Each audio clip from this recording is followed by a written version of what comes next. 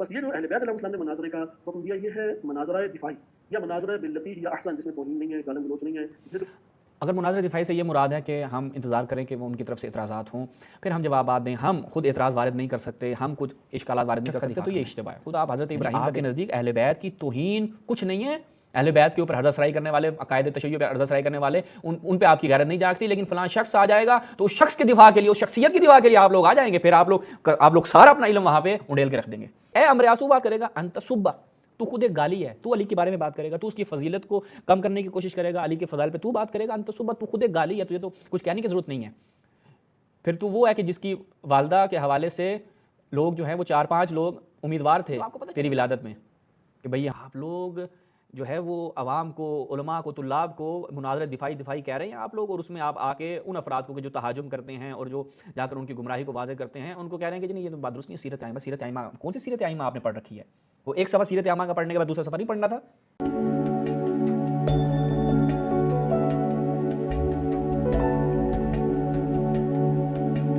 اعوذ باللہ من الشیطان الرجیم، بسم اللہ الرحمن الرحیم. تمام ناظرین کی خدمت میں السلام علیکم ورحمۃ اللہ.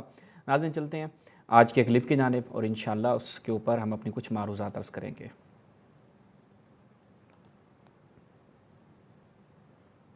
مناظرہ آخری ایک ہمارے پاس ذریعہ بحث ہے، آخری پیغام پہنچانے اور دفاع کرنے کے اعتبار سے اسلوب ہے، اور وہ قرآن میں احسن، ہاں باللتی ہی احسن. احسن سے ادھر مراد یہ ہے کہ وہ اخلاق اور آداب کے خلاف اگر جا رہا ہے، میرا جو کہ بد اخلاقی ایک شمار ہوتی ہے، ممارات جسے کہتے ہیں، کہ بیجا بحث مباحثے کو کہتے ہیں ممارات، اعتکاف میں شرن جائز نہیں ہے. سب سے پہلے قرآن مجید کی جو آیت ہے جس کے حوالے سے مولانا صاحب بیان کر رہی ہیں کہ خداوند متعال نے کیا فرمایا، ہم وہ آیت آپ کے سامنے لاتے ہیں تاکہ مسئلہ جو ہے وہ اس آیت کے ضمن میں جو انہوں نے تفسیر فرمائی ہے. اور افسوس کے ساتھ کہنا پڑتا ہے کہ جب آپ تفسیر بالرائے کرتے ہیں اور آپ مؤمم بھی ہوں تو نہایت افسوس ہوتا ہے. آیت کیا ہے؟ ادع الی سبیل ربک بالحکمت والموعظۃ الحسنہ وجادلہم باللتی ہی احسن. اب جو ایک اشتباہ جو ان مولانا صاحب سمیت دیگر کئی افراد کرتے ہیں وہ کیا ہے؟ باللتی ہی احسن کا ترجمہ یعنی اچھے اخلاق کے ساتھ. اخلاق کے جنگ، اخلاق مناظرہ فرق کرتا ہے. یہاں پر باللتی ہی احسن کا جو ترجمہ ہے اور جو معنی ہے جو خود ہمیں مفسرین کی جانب سے ملتا ہے وہ کیا ہے کہ یہاں پر آپ سے کہا جا رہا ہے بہترین ابزار، یعنی ہماری اس میں یعنی فارسی میں ابزار کہتے ہیں، لیکن ہم اس کا اگر اردو میں ترجمہ کریں تو بہترین جو طریقہ کار ہے وہ اختیار کیا جائے. اب بعض اوقات کیا ہوتا ہے کہ سامنے والا ایک شخص ہے، آپ کہیں کہ جی مؤدبانہ گفتگو کر رہا ہے آپ کے ساتھ، تو آپ اس کے ساتھ بالکل اسی اسلوب میں گفتگو کرتے ہیں، اسی کے حساب سے جوابات دیتے ہیں. لیکن بعض مقامات پر ایسے افراد آتے ہیں کہ جو تھوڑا سا تندی، اور اگر ہم ان کو یعنی نہ رگڑیں، جیسا کہ روایات میں بھی آیا ہے اس حساب سے، یعنی ان کو سرکوب نہ کریں تو وہ پھر سر اٹھاتے ہیں. یعنی فرق کرتا ہے ہر مقام پر، لکل مقام مقال، ٹھیک ہے، اور مقتضی حال کے مطابق گفتگو کرنی پڑتی ہے. لہٰذا یہ کہہ دینا کہ اچھے اخلاق کے ساتھ، مطلب آپ کہیں کہ جی میں جو آپ کے ساتھ مناظرہ کر رہا ہوں اس میں وہ آپ کا اخلاق بہترین ہونا چاہیے، وہ اخلاق یہاں پر مراد نہیں ہے. یہاں پر مراد کیا؟ ہاں بے ادبی، توہین، یہ ایک الگ چیز ہے. لیکن آپ کہیں کہ اس میں مراد اچھا اخلاق ہے، نہیں، اچھا اخلاق یہاں پہ مراد نہیں ہے. بہترین آپ کے پاس جو طریقہ کار ہے وہ آپ نے اپنانا ہے. ممکن ہے ایک شخص ایک طریقے سے مانتا ہے، دوسرا شخص دوسرے طریقے سے مانتا ہے. تو یہاں پر قرآن مجید میں باللتی ہی احسن کا ترجمہ اچھا اخلاق نہیں ہے. یہ اپنی جیب سے آپ کیا کرتے ہیں؟ تفاسیر کرتے ہیں کہ جو خود آیت کے ساتھ بھی منسجم نہیں ہے. دوسری چیز یہ ہے کہ آخری رائے حل نہیں ہے. قرآن مجید نے آپ کو 2 راستے دیے ہیں، 2 ہی راستے دیے ہیں.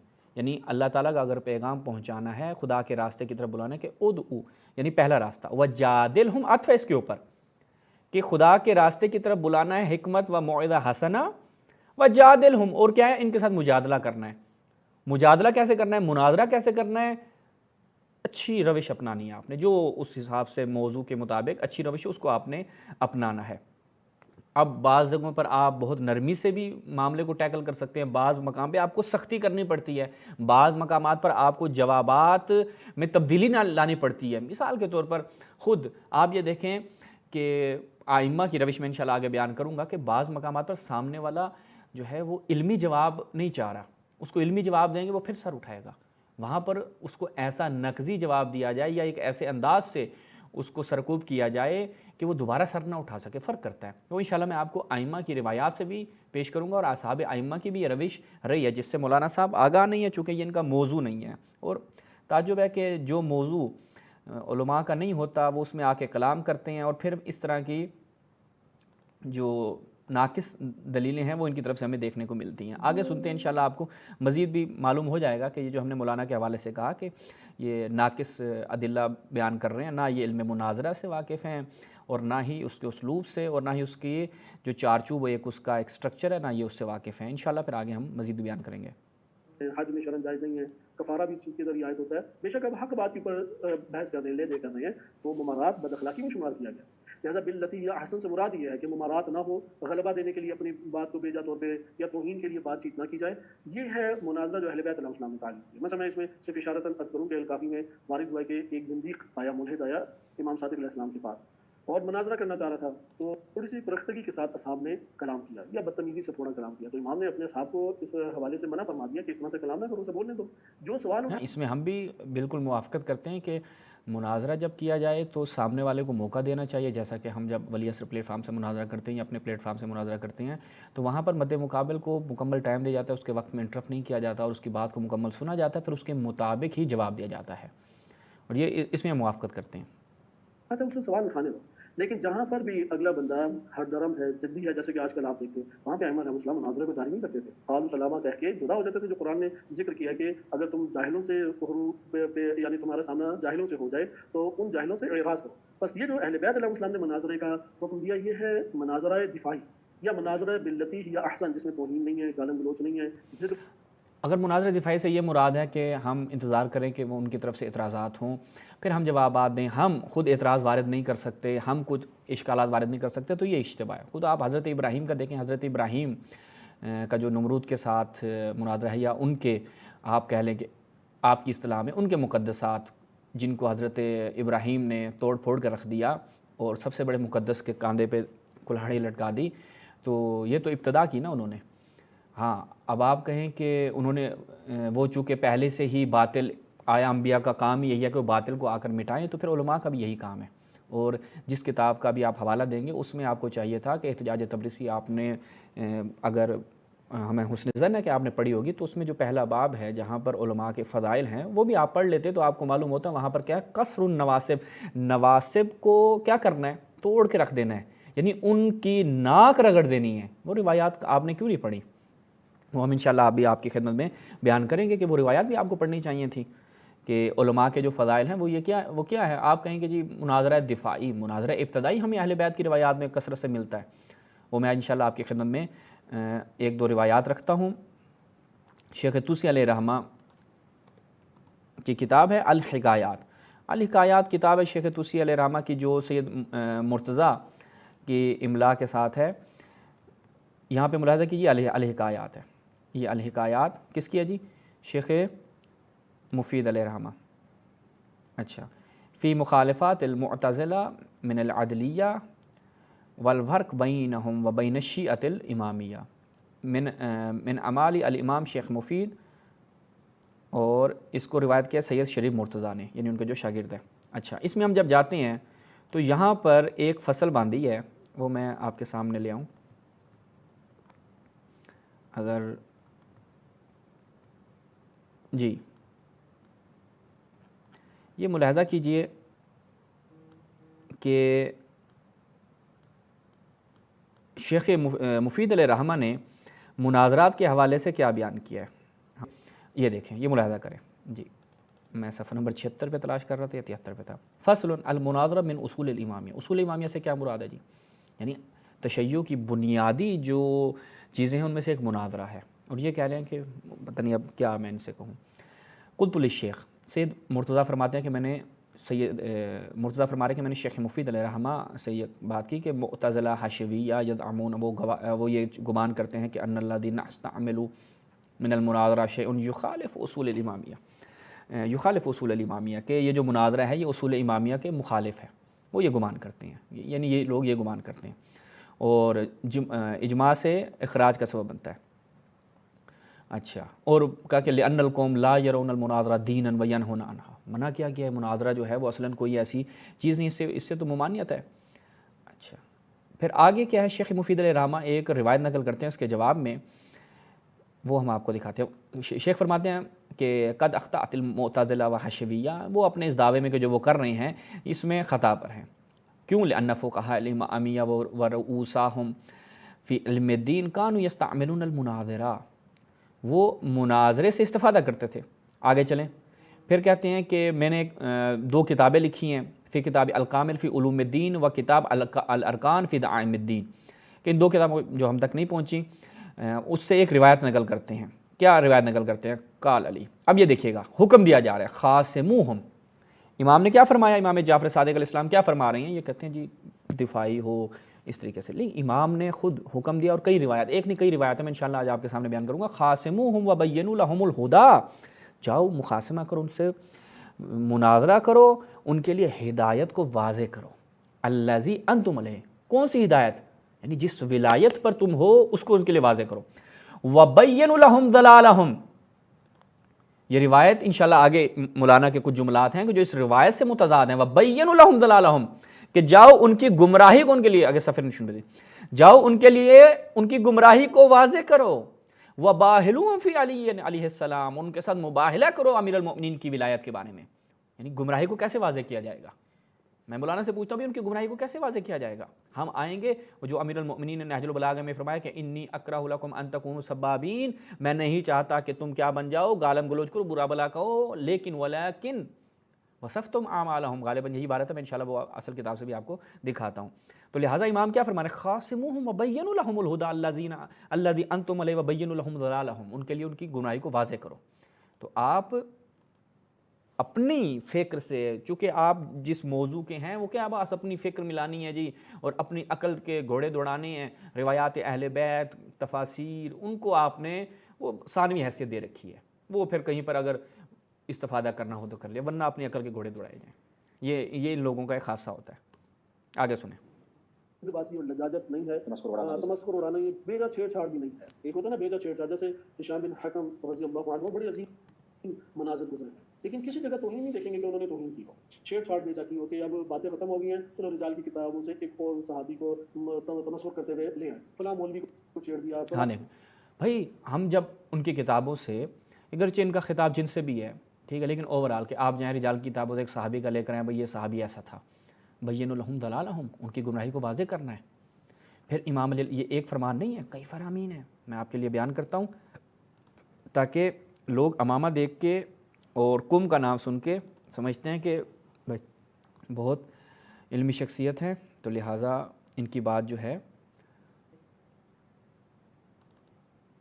امام نے کیا فرمایا، نہج البلاغہ میں ہے، یعنی نہج البلاغہ میں اگر آپ سچ کے آپ کے موبائل میں، مجھے متن جو اس کا یاد ہے وہ میں آپ کی خدمت میں پڑھ دیتا ہوں اور آپ کو مکمل اس کا ایڈریس دیتا ہوں۔ نہج البلاغہ آپ کے موبائل میں ہے، جو ترجمہ و حواشی علامہ مفتی جعفر حسین، اس میں آپ جب جائیں تو وہاں پر کیا ہے، سبابین کو سرچ کر لیں، ٹھیک ہے، خطبہ نمبر 204، کہ انی اکرہ لکم ان تکونوا سبابین ولکنکم لو وصفتم اعمالہم وذکرتم حالہم، میں تمہارے لیے اس چیز کو پسند نہیں کرتا کہ تم گالیاں دینے لگو، نہج البلاغہ آپ اپنے موبائل میں نکالیں، لیکن کیا کرنا ہے، اگر تم ان کے کرتوت کھولو اور ان کے صحیح حالات پیش کرو تو یہ ٹھکانے کی بات ہے اور عذر تمام کرنے کا صحیح طریقہ کار ہوگا۔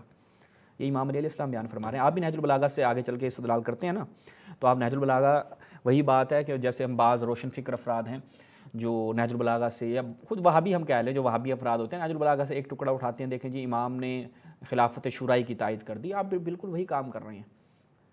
بھائی ان کے آ کر کرتوت بیان کرنا، یہ عیناً معصومین کی سیرت میں ہمیں دیکھنے کو ملتا ہے کہ ان کے کرتوت لوگوں کو بیان کریں گے تب جا کر حق کی شناسائی ہوگی۔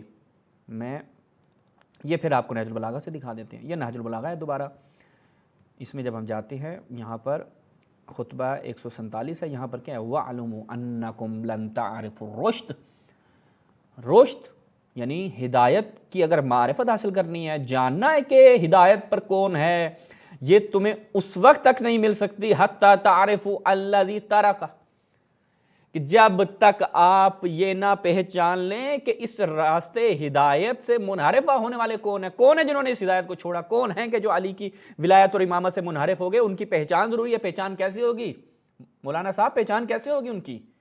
وَلَن تَأْخُذُوا بِمِيثَاقِ الْكِتَابِ حَتَّى تَعْرِفُوا الَّذِي نَقَضَ، اور آپ کیا دیکھیں کہ یہ جو کتاب یعنی کتاب خدا کی بات ہو رہی ہے کہ وہ کون ہیں، ان کی پہچان حاصل کریں کہ جنہوں نے اس میثاق میں نقض واقع کیا، توڑ دیا اس کو۔ یہ آپ کے اوپر لازم ہے، جاننا ضروری ہے، تبھی تو آپ کو پتہ چلے گا۔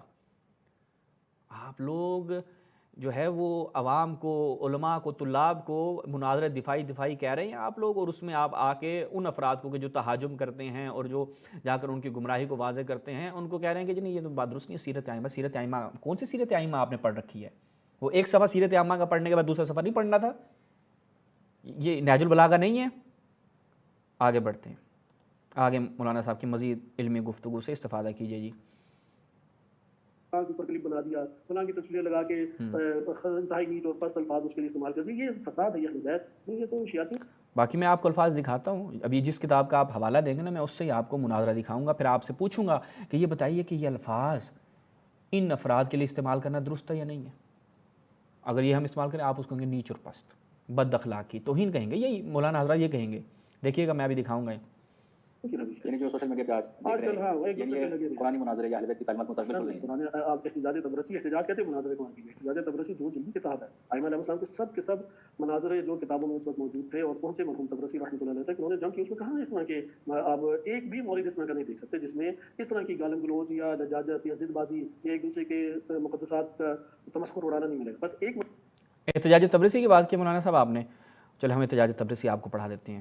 یہاں سے پتہ چل رہا ہے کہ آپ نے احتجاج تبرسی شاید باہر سے دیکھی ہے، معذرت کے ساتھ میں یہ کہہ رہا ہوں چونکہ آپ کی گفتگو سے یہ لگ رہا ہے۔ تو آپ اس مناظرے کا کیا کریں گے کہ امام حسن علیہ السلام کا جو مناظرہ نقل ہوا ہے، یہ ہم احتجاج تبرسی ہے، یہ ملاحظہ کریں جی، یہ احتجاج تبرسی ہے، صفحہ ریکگنیشن پہ دی۔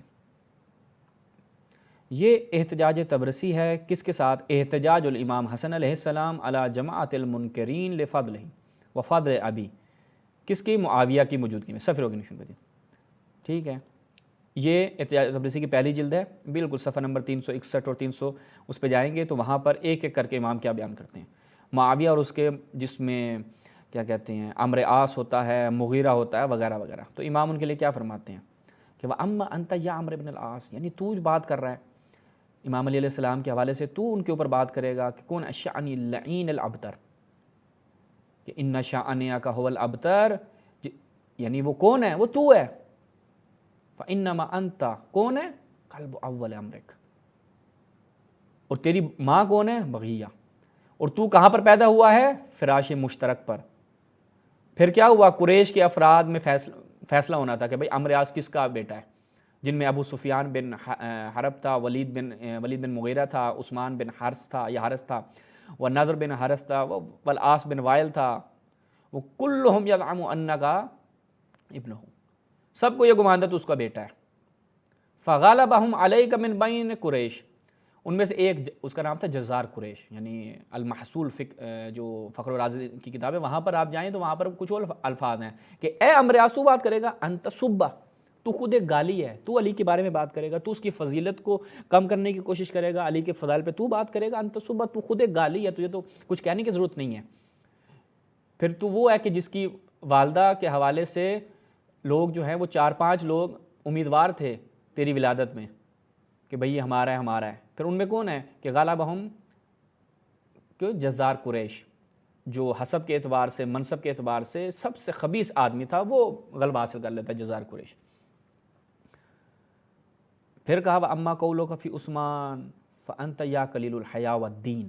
اب یہ الفاظ کیا ہیں؟ میں اگر پورا پڑھوں کہ جس میں کہا اور اے ولید بن عقبہ کہ تو جو ہے وہ علی سے اس قدر بغض رکھتا ہے کہ تجھے تو شراب کی پینے میں 80 کوڑے مارے گئے، تو یعنی تم لوگ بات کرو گے یہاں پر ایک ایک کر کے معاویہ، عمرو عاص، پھر پیچھے جو ہے وہ اگر ہم چلیں کیونکہ بڑا تفصیلی مناظرہ ہے، عمرو بن عثمان، وہ کہا کہ امام کیا فرماتے ہیں عمرو بن عثمان سے کہ تیرے لیے تو کوئی اس نے جواب دینے کی ضرورت نہیں ہے، یعنی تو اتنی حیثیت نہیں رکھتا، اتنی ویلیو نہیں رکھتا تجھے جواب دیا جائے، تیری مثال اس بعوضہ کی طرح، اس مچھر کی طرح ہے۔ مولانا صاحب سے اگر ہم کہیں یہ مناظرے میں یہ مسئلہ کہا کہ اب تم بات کرو گے علی کے اوپر، تم لوگوں کی مثال ایسے ہو توہین کر رہے ہیں۔ میں نے عرض کی نا کہ یہاں پر امام کے اخلاق پہ آ کر حکم لگائیے ذرا آپ کہ امام کیا کر رہے ہیں۔ امام کو چاہیے تھا علمی جوابات دیتے، قرآن سے آیتیں پڑھتے۔ امام تو کیا ان کے شجرے کھول کے رکھ دیے، تم تو ایک یعنی سیدھا سیدھا کہہ رہے ہیں زنا زادے ہو تم تو فراش مشترک پر تمہاری جو ہے وہ ولادت ہوئی ہے۔ کیا کر رہے ہیں مولانا صاحب؟ امام کے اوپر کیا حکم لگائیں گے آپ لوگ؟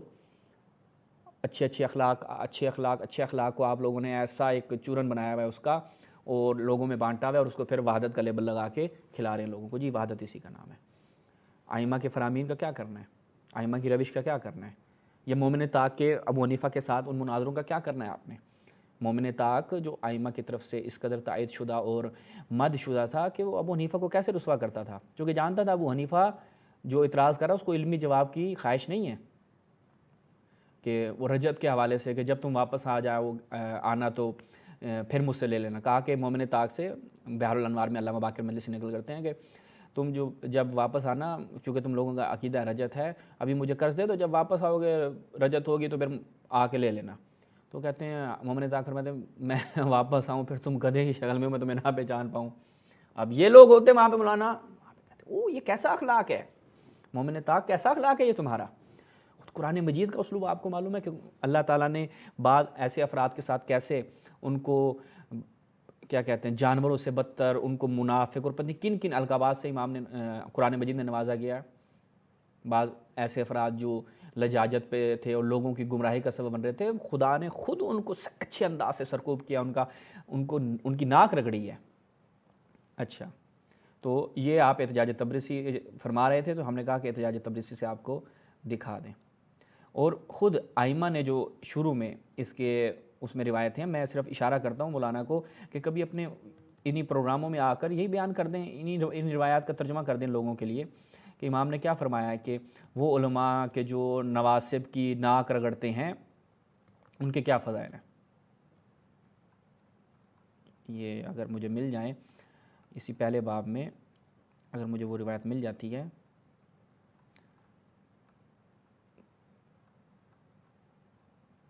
ان کے متعلق آپ آ کر بتائیے، ان کے فضائل آ کے بیان کیجیے۔ اور البتہ آپ یہ بھی جو بات کریں مناظرہ دفاعی، اس پہ بھی تو آپ کاربند نہیں ہے نا، فقط یہ کہہ دینا جی ائمہ سے ہمیں یہ ملتا ہے، لیکن ہم آپ کو دیگر روایتیں دکھاتے ہیں، وہ بھی مجھے مل نہیں رہی، تو ہم آپ کو دوسری روایات کی نشاندہی کرتے ہیں کہ امام نے کیا فرمایا۔ یہ اہل مدینہ سے مناظرہ کرو، یہ ملاحظہ کیجیے رجال کشی شیخ طوسی علیہ رحمہ کی، اس میں جو ہے وہ عبد الرحمن بن حجاج کے متعلق کیا بیان کیا، کہا کہ اس کو جنت کی بشارت دی امام مصطفیٰ اعظم نے، وکان ابو عبداللہ یقول عبد الرحمن یا عبد الرحمن کلم اہل المدینہ، جاؤ اہل مدینہ کے ساتھ مناظرہ کرو، جاؤ اہل مدینہ کے ساتھ مناظرہ کرو۔ کہ مناظرہ دفاعی ابتدائی ہے، فإنی احب ان یرا فی رجال الشیعہ مثلک، میں چاہتا ہوں کون امام جعفر صادق چاہتے ہیں، میں محبت کرتا ہوں، پسند کرتا ہوں، مجھے جو چیز پسند ہے مجھے جعفر صادق کو اپنے شیعوں میں تجھ جیسے دیکھوں۔ انہی حضرات سے پوچھ لیں کہ آپ امام کی اس خواہش کے اوپر کر کیا رہے ہیں، اور جو کر رہے ہیں آپ ان کی ٹانگیں کھینچتے ہیں۔ جاؤ اہل مدینہ، باہلوہم فی علی، باہلوہم فی فلاں فلاں مولوی نہیں، ان مولانا کا کام ہے باہلوہم فی فلاں مولوی، یہ فلاں مولوی کے لیے مولانا صاحب جو ہیں وہ اپنے اس سے باہر آتے ہیں اور ان کے دفاع کے لیے انہوں نے اپنی زندگی لگائی ہوئی ہے۔ آگے سنتے ہیں، میں نہیں چاہ رہا اس موضوع کی طرف جانا، ابھی آگے چلتے ہیں۔ مناظرہ ہو گیا دفاعی اور ایک مناظرہ فسادی۔ ہاں دفاع کرنا حق ہے، اس لیے ادھر یہ تصور نہ کوئی کرے کہ ہم مناظرے کے اگر کوئی خلاف کوئی بات کر رہے ہیں تو اس حق کو کہاں پہ آپ ادا کر رہے ہیں، یا ایسی تربیت آپ کر رہے ہیں، وہ ذرا ہمیں بھی دکھائیں، اس کے نمونے ہم بھی دیکھیں نا کہ بھئی یہ دفاع کیا جا رہا ہے۔ کون سے مناظرے کے خلاف دفاع حق ہے؟ اگر آج بھی استعماری بہت سارے بیٹھے ہوئے افراد اور چہرے ہاں یہ مان رہے ہیں، یہ استعماری بہت سارے ہیں، تو آپ کتنے سارے ہیں؟ آپ قم المقدس میں موجود ہیں اتنے سالوں سے، تو آپ نے یہ دفاع کے حوالے سے ہمیں وہ بتلائیے کہ جو آپ کام کر رہے ہیں۔ لیکن افسوس کے ساتھ کہنا پڑتا ہے، لیکن جب بات آتی ہے فلاں مولوی صاحب کی جو پاکستان میں بیٹھ کے تشیع کے حوالے سے غلط گفتگو کرتے ہیں، ان کی آپ تعویلات کرنے کے لیے اپنی خانقاہ سے آپ بھی باہر آ جاتے ہیں۔ ان کی دفاع پہ آپ نے گھنٹے گھنٹوں ویڈیو آپ بنائیں گے، کیوں شخص کا دفاع کرنا ہے؟ یعنی آپ کے نزدیک اہل بیت کی توہین کچھ نہیں ہے، اہل بیت کے اوپر ہرزہ سرائی کرنے والے، عقائد تشیع پہ ہرزہ سرائی کرنے والے، ان پہ آپ کی غیرت نہیں جاگتی، لیکن فلاں شخص آ جائے گا تو اس شخص کے دفاع کے لیے، اس شخصیت کی دفاع کے لیے آپ لوگ آ جائیں گے، پھر آپ لوگ سارا اپنا علم وہاں پہ انڈیل کے رکھ دیں گے. مطلب تشیع مطلب اہل بیت علیہ السلام پہ طرح طرح کے حملے کر رہے ہیں، ہمیں دفاع کرنا چاہیے، لیکن اگر دفاع ہم کرنا اس چاہیے، دفاع ہی کی صورت کو چھوڑ کے بد اخلاقی پہ اتر آئیں، آداب کے دائرے سے باہر نکل آئیں، یا اسی طریقے سے ہم مقدسات اگلوں کے چھیڑ کے تفرقہ بازی کا باعث بننا شروع ہو جائے، یہ تو مطلب تشیع کے خلاف مقدسات سے چھیڑنا کیا مراد ہے؟ ان مقدسات بحث علمی، یعنی اگر آپ ان کی کتب سے ان کے متائن بیان کر رہے ہیں، ان کی حقیقت بیان کر رہے ہیں، عیناً ائمہ علیہ السلام کی سیرت سے سزاوار ہے، ہم اس پہ آپ کو گفتگو کی دعوت دیتے ہیں، آپ بسم اللہ ہمارے ساتھ گفتگو کر لیں، ائمہ کی سیرت آپ نے بھی پڑھی ہوئی ہے، وہ آپ رکھ دیجئے، ہم بھی رکھ دیں گے، پتہ چل جائے گا. یک طرفہ آپ بیٹھ کر اپنی طرف سے ائمہ کی سیرت تو نہ گھڑیے نا، یہاں پر بلا وجہ حضرت ابو ہریرہ بننے کی ضرورت نہیں ہے، اور اپنی ایک سو کول جو ہے وہ آپ نے ائمہ کی سیرت اپنی طرف سے بنائی ہوئی ہے. آگے بڑھنا پڑا ہے، اس لیے مناظرہ فسادی وہ ابلیس کی طرف سے ہے. نہج البلاغہ میں امام علی علیہ السلام نے وحدت کے حوالے سے کوئی 8-10 سے زیادہ مقامات ہیں جہاں گفتگو موجود ہے، ان میں سے تکرار کے ساتھ یہ بات موجود ہے کہ شیطان ہے جو تمہیں اختلاف ڈالنا چاہتا ہے، اور فإن ید اللہ مع الجماعہ، جماعت کے ساتھ تم جڑے رہو، چونکہ اللہ کا جو ہاتھ ہے وہ جماعت کے ساتھ ہے. پھر امام نے فرمایا کہ وہ شخص جو سب اس جماعت سے دور ہو کے نکل کھڑا ہو باہر، وہ اسی طریقے سے شیطان کا شکار ہو جاتا ہے جیسے گلے سے اگر باہر بکری کو نکال دے تو وہ بکری بھیڑیوں کا شکار ہو جاتا ہے. جیسا آپ نے ملاحظہ کیا کہ مناظرہ فسادی جماعت کسے کہتے ہیں؟ مولانا صاحب سے میں پوچھتا ہوں، جماعت کسے کہتے ہیں؟ آپ جماعت سے کیا مراد ہیں؟ اہل سنت کے ساتھ مل کر ہم ایک جماعت بنائیں تو یہ ایک جماعت بن جائے گی؟ نہیں، یہی تو آپ کا اشتباہ ہے. نہج البلاغہ بھی آپ نے اتنی پڑھ رکھی ہے، ٹھیک ہے، آپ کو معلوم ہی نہیں ہے وہ جماعت سے کیا مراد ہے. پھر کہا جو جماعت سے نکالنے والا وہ ابلیس ہوگا، تو وہ ابلیس وہی ہے کہ جس کی آپ دفاع بھی کرتے ہیں، کیونکہ وہ جماعت سے نکال چکا ہے نا، وہ تشیع کے اوپر حملہ آور ہوتا ہے اور دوسروں کو آ کر کیا کرتا ہے، اپنی طرف راغب کرنے کے لیے اور ان کے ساتھ میل جل بڑھا کر. تشیع سے تو کٹ آؤٹ ہو گئے نا، جو تشیع سے کٹ آؤٹ ہو جائے گا وہ ابلیس کی مانند ہے. وہ کون ہے؟ پھر آگے بتائیں، یا ہم بتا رہے ہیں؟ ہم جب بتاتے ہیں تو آپ لوگ آ جاتے ہیں. میں آپ کو بتاتا ہوں، یہ کتاب سلیم بن قیس الہلالی، جماعت کیا ہے. اچھا جی، مولا علیہ السلام سے ابن قوا نے جو ہے وہ پوچھا سنت بدعت و عن الجماع والفرقہ، کیا ہے جی جماعت کیا یعنی تجمع اجتماع کیا ہے اور تفرقہ کیا ہے؟ امام کیا فرماتے ہیں؟ امام فرماتے ہیں کہ سنت وہی سنت محمد ہے صلی اللہ علیہ وآلہ وسلم، والبدعہ کیا ہے؟ وما فارقہ، والجماع واللہ مجامعۃ اہل الحق وان کلوا. جماعت کیا ہے؟ اہل حق کا جمع ہونا، اہل ولایت کا، یہ اہل ولایت کا اجتماع، یہ جماعت ہے، یہی وحدت ہے. وحدت وہ جس کی خواہش امام فرما رہے ہیں اور جس کی تبیین امام فرما رہے ہیں، وہ وحدت سیاسی ہے جس کو آپ ائمہ کی طرف نسبت دے رہے ہیں.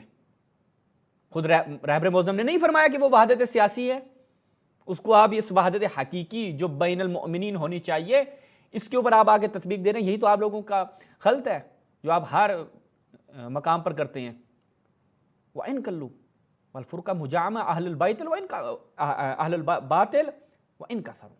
وہ کہتے ہیں کہ اور اہل باطل اگرچہ کثرت میں ہوں اور اکٹھے ہوں، اصل میں وہ تفرقہ ہے، وہ ہٹے ہوئے ہیں. جماعت کیا ہے؟ اہل بیت کی نگاہ میں جماعت یہ ہے کہ اہل ولایت کا اجتماع، اہل ولایت سے جو ہٹے گا وہ تفرقہ ہے. اصل میں تفرقہ ہی وہی ہے، امام بیان فرما رہے ہیں. نہج البلاغہ سے غلط تبیین نہ کیجیے. مجھے تو افسوس ہوتا ہے کہ جن کو آپ تدریس کر رہے ہیں اور جن کے دماغ آپ آمادہ کر رہے ہیں ان کو کیا سکھا رہے ہوں گے. آگے بڑھیں. بلا شک و شبہ وحدت کے قیام میں بہت بڑی رکاوٹ ہے اور ہمارے کو فکر اس کے خلاف جو مکتب امام خمینی ہے یعنی رہبر معظم انقلاب جو افکار پیش کرتے ہیں اس میں بھی وحدت کو بنیادی حیثیت حاصل ہے. لیکن ہم دیکھیں کچھ ایسے افراد ہیں جو امام خمینی سے بھی جو ہے نا وہ بہرحال عقیدت کا اظہار کرتے ہیں انقلاب سے ولایت فقیہ سے، لیکن وہ بھی بعض اوقات ایسی باتیں کرتے ہیں یا ایسے مناظرے کرتے ہیں جو وحدت کے منافی. یہ کون سے پہلے تو آپ آج تک آپ میں سے کوئی بھی جو امام خمینی اور رہبر معظم کے افکار کی بات کرتے ہیں وہ وحدت تو بیان کریں لوگوں کے سامنے. وہ وحدت کسے کہتے ہیں؟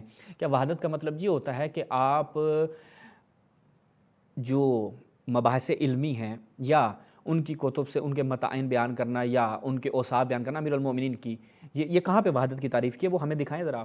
وحدت کی تعریف میں اگر آپ کو دکھاؤں تو رہبر معظم نے واضح فرمایا کہ وحدت سے مراد وحدت سیاسی ہے، کہ ہمیں جب مسلمان سارے جمع ہو جائیں، جو طاغوت ہے، اسرائیل ہے، امریکہ، ان جیسی قوتوں کے مقابلے میں مسلمان کو جمع ہو جائے، یہ وحدت ہے. یہ کون سی وحدت ہے؟ آپ یہ اس کو وحدت کے منافی کہتے ہیں. مجھے نہیں معلوم کہ خامنہئی صاحب نے آپ کو کوئی پرسنل آ کے اطلاع دی تھی یا خمینی صاحب نے آپ کے خواب میں آ کے آپ کو اطلاع دی تھی کہ بھائی وحدت یہ وحدت ہوتی ہے. میں اگر آپ حضرات کو دکھا دوں امام خمینی مقدسات کی آپ لوگ بات کرتے ہیں کہ جی یہ لیں جی مقدسات، یہ پڑھیں آپ کے، یہ کون ہے؟ امام خامنائی رہبر معظم. از معاویہ دیگر بی دین تر کثیر سراغ داری. میں ان موصوف سے پوچھوں گا یہ کیا ہو گیا؟ معاویہ مقدسات نہیں ہے. از معاویہ بدتر کثیر سراغ داری. آگے چلیں، نقش نگار رہبر معظم. معاویہ ضد دین است. آگے بڑھیں. نگاه امیر المومنین این چنین است و احساس میکنند برای حفظ دین باید با معاویہ جنگید. مسئله یک آدم فاسق فاجر و چموش نیست. کون ہے معاویہ؟ رہبر معظم کا نام لینے والے. یعنی آپ لوگوں نے کیا رہبر معظم کو پڑھا ہوا ہے؟ وحدت کی غلط. یہ نقش نگار کو دیکھیں. در مورد معاویہ مسئلہ فقط این نبود که او آدم فاسق فاجر و ظالمی است. واقعا مسئلہ معاویہ مسئلہ یک حاکم معمولی نبود، مسئلہ یک غدہ فاسد و خطرناک بود. آئیں یہ آپ کے مقدسات جن کو آپ لوگوں نے مقدسات کا لبادہ بنا. توہین الگ چیز ہے، بحث علمی الگ چیز ہے کہ آپ کی روایات میں وہ رہبر کا یہ جو کلام ہے عیناً روایات معصومین ہے. معاویہ کے بارے میں کیا الکافی ہے جیسے دیگر کتابوں میں نہیں کہا معاویہ فرعون و ہادہ الامہ. معاویہ کے متائن نام لے کے معاویہ ایسی شخصیت ہے کہ دیگر جو شیخین اور دیگر ہیں ان کے نام لے کر امام نے مذمت کی ہو. ہمیں ایسی روایات نہیں ملتی، لیکن معاویہ وہ شخص ہے جس کا نام لے کر امام نے مذمت کی. حضرت عائشہ کا نام لے کر بتایا کہ وہ بغض رکھتی تھی. لعن والا مسئلہ الگ ہے کہ آپ علنی لعن کریں. ہمیں علنی لعن جو ہے وہ ان افراد کے حوالے سے نہیں ملتا. واللہ معاویہ آپ زیارت عاشورہ میں چلے جائیں، اب آپ کہیں جی وہ معاویہ تو مقدس ہے. بھائی مقدس انہوں نے جو بنایا ہوا ہے وہ ایسا نہیں ہے کہ ہم بھی اس کو مقدس مان لیں. گاؤں ماتا ان کی مقدس ہے، نہ کھایا کریں آپ لوگ، وہ ذبح کر کے کھا جاتے ہیں وحدت کی خاطر. کیا کہنے آپ لوگوں کے وحدت آپ لوگوں نے ایسی غلط وحدت پھیلائی ہوئی ہے کہ جو آپ لوگوں کو پتہ نہیں کہاں سے الگ سے وحدت کے حوالے سے وہی نازل ہوئی ہے. یا تو فکری ایک مسئلہ ہو سکتا ہے یا مزاجی مسئلہ ہے. مثلا بعض افراد معلومات فکری اچھی رکھتے ہیں لیکن وہ راسخ اتنا قلوب میں نہیں ہوا کہ آپ اسے ایمان کے سطح تک وہ پہنچا تھا. اور بعض لوگوں کا مزاج اپنا مزاج غالب ہوتا ہے ان کی معلومات میں. مثلا مزاج ہے کہ فلاں گروپ کے ساتھ رہنا ہے، یا مزاج ہے کہ فلاں بندے کی تائید کرنی ہے، یا فلاں بندے کے ہمراہ رہنا ہے. مزاجوں کے اوپر بعض افراد چلتے ہیں اور اس مزاج کو اپنا موقف بھی قرار دیتے ہیں. تو ٹھیک ہے مزاج کے ساتھ اگر چلیں تو اس کو معلومات لینے سے، درس دینے سے پیروں نہیں. جو معلومات کی سطح آپ نے قرآن کریم میں اس کو ایمان سے تعبیر کیا، ایک تصور پیش ہوتا ہے اس لیے قرار کرتے ہیں وہ بیگانے ہیں، دل ان سے اچاٹ ہیں، زبان سے ادب سے وہ الفاظ. کوئی شک نہیں، حتیٰ کہ بعض مناظر ہیں وہ آغا سستانی کی یہ بات بتاتے بھی ہیں کہ انہوں نے اپنے کیونکہ یہ چیزیں ادب سے وہ الفاظ. آگے سنیں. تو آغا سستانی نے جو فتویٰ دیا ہے، رہبر کا جو فتویٰ ہے مقدسات اہل سنت کی توہین حرام ہے، وہ بھی اسی جیسے ہے کیونکہ یہ چیزیں وحدت کی. اصل ہمارا مسئلہ یہی ہے پاکستان میں. آپ لوگ کون سی پتہ نہیں دنیا میں رہتے ہیں کہ ہم نے کہا وہ توہین آ کے معین کرو. پاکستان میں تو اس چیز کو بھی توہین سمجھا گیا. ہم آپ کو کیسز دکھا دیتے ہیں. کشمیر میں اسی محرم میں ایک شخص کے اوپر، ایک طالب علم کے اوپر پرچہ ہو گیا. کس چیز کا؟ اس نے یہ پڑھا کہ یا ایھا الرسول بلغ ما انزل الیک من ربک، کہ اے رسول ان تک پہنچا دے جو آپ کے رب نے آپ کی طرف وحی کی ہے. اگر آپ نے نہ کیا فإن لم تفعل فما بلغت رسالتہ، آپ نے رسالت کا کوئی کام نہیں کیا، یعنی آپ کی رسالت کسی کام کی نہیں. اس نے یہ ترجمہ کیا کہ آپ کی رسالت کا کوئی فائدہ نہیں ہے، اس کے اوپر توہین رسالت کا پرچہ ہو گیا. پھر آپ جیسے لوگ وہاں پہ کہیں نہیں سر وہ رہبر معظم نے کہا ہے کہ توہین کرنا حرام ہے، تو بس انہوں نے کہہ دیا توہین کی، تو آپ نے توہین کی ہوگی نا، آپ نے توہین کی ہوگی. یہ آئیں گے یہی مولانا صاحب بیٹھ جائیں گے بولیں گے آپ نے توہین کی ہے. بھائی ہمارے علماء تو چیخ کے تھک گئے کہ بھائی پہلے آ کے توہین کا کرائٹیریا معین کرو کہ پتہ چلے بھائی یہ توہین ہوتی ہے. ہم آئیں بخاری مسلم پڑھیں توہین ہو گئی. کیا مولا علیہ السلام کا اگر مسلم سے ہم یہ پڑھ دیں فرأیتماہ کاذبا غادرا عاصما خائنا، مسلم سے پڑھ دیں کہ اے علی اور اے عباس آپ ابو بکر کو خائن، کاذب، عاصم اور دھوکے باز سمجھتے تھے، توہین ہے. یعنی بحث علمی توہین محسوب ہوتی ہے. کون سی فضا میں رہتے ہیں آپ لوگ؟ پھر بھائی کا جہاں تک تعلق ہے، وہ ایک زندیق آتا ہے امام سے مناظرہ کرنے کے لیے. توحید شیخ صدوق آپ اٹھا کے دیکھیں. یا اخل مصر، اے میرے مصری بھائی. زندیق کو امام نے مصری بھائی کہا ہے. تو اس بھائی سے کیا مراد ہے؟ سگا بھائی آپ کا، دینی بھائی آپ کا. یعنی آپ کو فقہا کی ان اصطلاحات کا علم نہیں ہے، یعنی فقہا کے ان فتاوی کی تبیین آپ تک صحیح نہیں پہنچی اور آپ کو وہ بھی سمجھ نہیں آیا. یعنی آپ کو فتاوی سمجھ نہیں آئے، بحثیں آپ سیرت امیر المومنین کی کر رہے ہیں. آگے سے مولانا کا جواب سنیں. حتیٰ کہ بعض مناظر ہیں وہ آغا سستانی کی یہ بات بتاتے بھی ہیں کہ انہوں نے اپنے بھائی سمجھتے ہیں. تو کیا پتہ گھر میں بھی بھائیوں کے ساتھ بھائی سمجھتے ہیں، اس کی وضاحت تو کرے نا. میں عرض کیا ہے کہ روایات میں امام نے زندیق کو بھائی کہہ دیا تو کیا ہو گیا؟ دینی بھائی ہو گیا.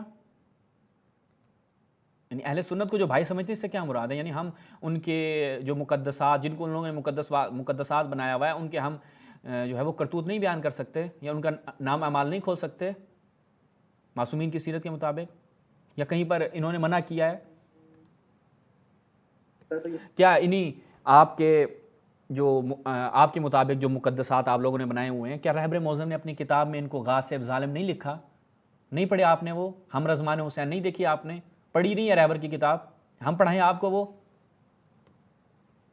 لک لکائے زبانی بن گیا آپ کا یہ وحدت کا لفظ اور رہبر کی باتیں، سستانی کے فتوے، لک لگائے زبانی آپ لوگوں کا، نہ آپ لوگوں نے ان تعبیرات کو ٹھیک سے پڑھ رکھا ہے۔ اور ایک مقام پہ یہ مولانا صاحب ابن عربی کے دفاع میں بات کر رہے تھے، وہاں پر انہوں نے ابن عربی کا دفاع کرے اور اس کی باتوں کو بھی نہیں دیکھ رکھا، وہ انشاءاللہ پھر کبھی بیان کریں گے۔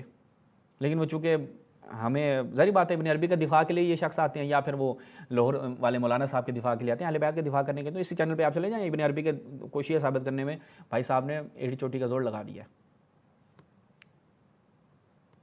چھیڑ چھاڑ، لڑائی جھگڑے، توہین، گالم گلوچ، تو جو اس سطح کا فرد ہو کہ جو اپنے بھائیوں کو ہی اور اپنے آس پاس کے افراد کو یا کرے، یا وہ دین کی یعنی دین کی واجب حدود کا جو خیال نہیں، اس حوالے سے خصوصی استقبال کیا گیا رہبر معظم کے بیانات، اور ہم اس کہ اگر پاکستان کی فضا میں سے عمل کرنے میں آزاد حکمران نہ ہوتا، اعلانیہ طور پہ آپ اپنے چار دیواری میں اختلاف اور موقف کے اعتبار سے عمل کرنے میں آزاد ہیں۔ بھائی چار دیواری میں اگر اختلاف کیا، اگر تشیع کے اوپر جو حرت سرائی ہو رہی ہے وہ چار دیواری میں ہو رہی ہے، تشیع پہ جو اعتراضات ہو رہے ہیں چار دیواری میں ہو رہے ہیں، تشیع کے خلاف جو کتابیں لکھی جانی ہیں چار دیواری میں ہو رہی ہیں۔ بھائی جب سب کام ہی سوشل میڈیا پہ ہو رہا ہے تو جواب بھی سوشل میڈیا پہ دیا جائے گا۔ یہ جو تبرہ یعنی اظہار برات ان سے کیا جا رہا ہے، ان کے نام اعمال کھول کھول کے بیان کیا جا رہے ہیں، سوشل میڈیا پہ کیوں کر رہے ہیں؟ چونکہ وہ لوگ سوشل میڈیا پہ ہیں۔ یعنی اتنی سینس نہیں ہو انسان کے اندر کہ وہ ان چھوٹی چھوٹی چیزوں کو بھی سمجھ سکے۔ لیکن آپ معاشرے کے اندر جب قدم رکھتے ہیں، اگر یہ تبرعی جو سلسلہ ہے اور اسی طریقے سے جو فسادی مناظرہ ہے، نہ کہ دفاعی مناظرہ تو باہر ہے، فسادی مناظرہ اور یہ تبرع سلسلہ نہ ہوتا، شاید پاکستان کی بڑی تعداد وہ دائرے تشیع میں داخل ہو چکی ہے۔ تو یہ ایک احساس خود ہم پاکستان میں تشیع پھیلی ہی مناظرات سے ہے، پھیلی ہی مناظرات سے ہے۔ جدی پشتی شیعہ کتنے تھے؟ پورے پورے گاؤں جو ہے وہ مناظرات سے شیعہ ہوئے ہیں۔ بڑی اطلاعات ہیں بھائی آپ کی۔ میں اہل سنت کے درمیان رہتے ہوئے آپ مجھے بتا دیں، یہی جو وحدت کی کانفرنسیں آپ کے اس مولوی صاحب لاہور والے مدرسے میں کراتے ہیں، وہ کتنے شیعہ کر چکی ہیں؟ ان کا تو اپنا خاندان جو ہے وہ ابھی مکمل شیعہ نہیں ہے نا۔ ہمیں اس طرف لے کے جائیں کہ ہم وہ باتیں کھولیں اور لوگوں کے سامنے بیان کریں۔ کرتے بھی ہیں کہ اہل سنت حضرت ابو طالب علیہ السلام کا جو دفاع عباس کرتے ہیں، اور خوش عقیدہ بہت سارے اہل سنت محبت کا جو ولولہ ان میں پایا جاتا ہے، بہترین انہوں نے قصیدے لکھے ہیں، عزاداری اور دیگر چیزوں میں شرکت بھی کرتے ہیں، ایک بڑی تعداد ہے۔ لیکن جب وہ اس طرف سے آتے ہیں اور خود ساختہ چیزیں دیکھتے ہیں اور مقدسات کی توہین دیکھتے ہیں، خود ساختہ نہیں ہے، مقدسات جن کو انہوں نے بنایا ہوا ہے، یعنی وہی جو بنیاد ہے سقیفہ مقدس ہے ان کے نزدیک۔ ہم کیا مانتے ہیں، آپ کیا مانتے ہیں؟ آپ سے پوچھ لے اگر وہی ماننے والا، آپ کے ابو بکر صاحب کو کیا مانتے ہیں؟ آپ بولیں گے غاصب ہیں، ظالم ہیں، اور ہم ان کو قاتلین سیدہ سلام اللہ علیہ شمار کرتے ہیں۔ آپ کیا کہیں گے؟ نہیں، ہم یہ نہیں کرتے، انکار کر دیں گے اس چیز کا۔ کیا یہ وحدت کے منافی ہے؟ نہیں، وحدت کے منافی نہیں ہے سر، ہمارا عقیدہ ہے، اور ڈنکے کی چوٹ پر ہمارا عقیدہ ہے۔ ہم اپنے عقیدے سے پیچھے نہیں، ہماری تو مذہب کی، ہماری تشیع کی بنیاد اسی تبرے پہ کہ ان سے اظہار برات کرنا ہے، ورنہ شیعہ میں کس چیز کا ہوں؟ اگر میں سقیفہ کو مانے بیٹھا ہوں اور میں اس جو غصب خلافت و غصب حق کے امیر المؤمنین کا مرکز تھا اس کو مانے بیٹھا ہوں، اور اس کے اوپر یا میں خاموش اختیار کے بیٹھا ہوں، میں کس چیز کا شیعہ ہوں؟ میں اپنے آپ کو شیعہ کیوں کہتا ہوں؟ یہ لباس تشیع میں نے کیوں پہنا ہوا ہے؟ شرم نہیں آنی چاہیے مجھے کہ میں نے یہ لباس اور یہ مال امام یہ کس چیز کے لیے؟ کہ میں اپنے مذہب کا دفاع نہ کر سکوں اور اپنے اعتقادات کا اظہار نہ کر سکوں، اور وہ جو اپنے سو کولڈ مقدس بنائے بیٹھے ہیں میں ان کے اصل نام اعمال کو نہ کھول سکوں؟ میں کس چیز کا شیعہ ہوں پھر؟ آپ جب دفاع کریں گے جناب زہرا کی شہادت کو، اگر کوئی من گڑھ کے آپ دفاع کریں گے، آپ کیا کہیں گے؟ آپ قاتل کا نام نہیں بتائیں گے کون تھا؟ آپ نہیں بتائیں گے کہ حضرت زہرا کے گھر پہ حملہ کرنے والے کون تھے؟ نہیں بتائیں گے؟ تبرہ نہیں کریں گے؟ اسے تبرہ نہیں کہتے، وہ تو کہتے ہیں تبرہ ہے، وہ حضرت عمر کو جو ہے وہ زہرا کا قاتل کرتے ہیں، یہ تو ان کی نگاہ میں تبرہ ہے۔ آپ اس تبرہ سے ہاتھ اٹھا لیں گے؟ کیوں؟ کیونکہ اس کو برا لگ رہا ہے، اس سے وحدت قائم ہو جائے گی، اس سے ہمارے دل مل جائیں گے۔ یہ کون سی وحدت ہے؟ کیونکہ بلا ایک شبہ امت کے اندر ایجاد ہو گیا، وہ شبہ امام زمان علیہ السلام کے دور میں ہی حل ہونا۔ اس شبے کے اوپر ہم یہ کہہ سکتے ہیں کہ آپ اپنے اختلاف کو چار دیواری اور تحقیق کے دائرے میں رکھیں، لیکن چار دیواری تحقیق کون سی چار دیواری تحقیق؟ کیا یہ شبہات جو اٹھائے جا رہے ہیں چار دیواری میں اٹھائے جا رہے ہیں؟ اس سے زیادہ بچگانہ بات کی توقع نہیں تھی مولانا صاحب آپ سے۔ اس کو لے کے آ جائے میدان میں، اور اس میدان میں لانے کے بعد اس کے اوپر آپ بول چال شروع کر دیں تو اسی طرح میدان جنگ بن جائے گا جیسے جنگ جمل بنا. ہاں جیسے قتل عثمان کے دور میں مسائل کھڑے ہوئے. جی بے سر و پا گفتگو تعجب ہے یار. میں مزید اس کے اوپر کلام نہیں کرتا, آگے بھی انہوں نے اس طرح کی بے سر و پا گفتگو کی. یہ واضح ہے کہ مولوی صاحب جو ہیں وہ کیا ہیں, ان کی آپ کو میں نے حقیقت واضح بیان کر دی ہے. نہ سیرت ائمہ سے واقفیت ہے مولانا صاحب کی, نہ روش مناظرہ سے واقفیت ہے, قرآن کی آیت کی تفسیر بالرائے کر رہے ہیں. اس کے بعد اپنی طرف سے یہ اچھا اخلاق کیا ہے, یہ اچھا اخلاق کون سی تفسیر ہے یہ؟ حتیٰ کہ بعض روایات میں اگر آپ جناب تبرسی کی تفسیر اٹھا کے دیکھیں, شیخ طوسی کی تفسیر اٹھا کے دیکھیں, وہاں پر کہا کہ وجادلہم باللتی احسن, یعنی بالقرآن.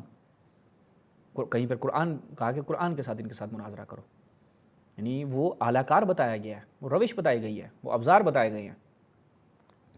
اچھا جی, اب ہم اسی پہ اختتام کرتے ہیں, چونکہ مولوی صاحب جو ہیں وہ وحدت کی غلط پٹیاں لوگوں کو پڑھا رہے ہیں, اور ہم اس کے اوپر شدید ناقد ہیں ایسے افراد کے کہ جو وحدت کی غلط تبیین کرتے ہیں, مراجع کے حوالے سے غلط لوگوں کے ذہن میں لے کے جاتے ہیں کہ جی وہ ان کے مراجع. اب دیکھیں یہی بیچارے اللہ یاری بھی یہی کام کرتا ہے کہ جی یہ تو ان کے خلفاء کے احترام کی بات ہے. وہ احترام کا کسی نے بھی نہیں کہا, کسی مرجع نے کہا ان کا احترام کیوں کریں گے. ہم تو کہتے ہیں غاصب ہیں, ہمارا تو یہی کہنا خلیفہ بلا فصل ہی احترام ختم کر دیتا ہے. کیا مطلب بھائی تم وہ خلیفہ رسول ابو بکر نہیں, میں خلیفہ بلا فصل علی, وہ غاصب ہے. سارا احترام یہیں سے احترام ختم ہو جاتا ہے. توہین نہیں کرنی, ہم گالم گلوچ کریں انی اکرہ لکم ان تکون سبابین نہیں بننا, یہ اس کی ممانعت ہے. مراجع کے حوالے سے بھی آپ لوگوں کو غلط چیزیں بیان کرتے ہیں, وحدت کا غلط معنی بیان کرتے ہیں, اپنی جیب سے آپ مفہوم بیان کرتے ہیں, نہ مراجع کے فتاویٰ کی آپ جو ہے وہ صحیح تبیین کرتے ہیں, اور سیرت معصومین کو بھی آپ غلط انداز سے بیان کرتے ہیں. میں نے تو کئی روایات, بے شمار روایات اور بے شمار مناظرے ائمہ کے میں اگر کھول کے یہاں پہ رکھوں, آپ لوگوں کی حقیقت پتہ چل جائے گی کہ آپ لوگوں کو کتنا واسطہ سیرت معصومین کے ساتھ. لیکن ہم اسی پہ اکتفا کرتے ہیں. ممکن ہے یہاں تک جو ہے وہ طالب علموں کے لیے, چونکہ میری آج کی گفتگو طالب علموں کے ساتھ تھی جو حوزہ علمیہ میں, چاہے وہ کم میں ہے, نجف میں ہے, مشہد میں, پاکستان میں جو میرے کیا کہتے ہیں ہم سطح طالب علم ہیں, وہ ایسے افراد کو کہ بھئی آپ دیکھیں کہ معمم اور جناب بڑی داڑھی سفید داڑھی کے ساتھ آ کر یہ بیان کریں بھئی یہی چیزیں درست ہوں گی. نہیں, ان کے اشتباہات ہیں, ان کے اشتباہات ہم واضح کریں گے تاکہ جو ابتدائی طالب علم ہیں وہ ان لوگوں کی باتوں میں نہ آئیں, اور ان کی ذہنیت یہ نہ بن جائے کہ بھائی یہ تو بات بالکل ٹھیک کر رہے ہیں, پاکستان میں تبرہ اور مناظرہ اس سے تو بڑا کام خراب ہو رہے ہیں, اس سے دور رہنا چاہیے. والسلام علیکم ورحمۃ اللہ.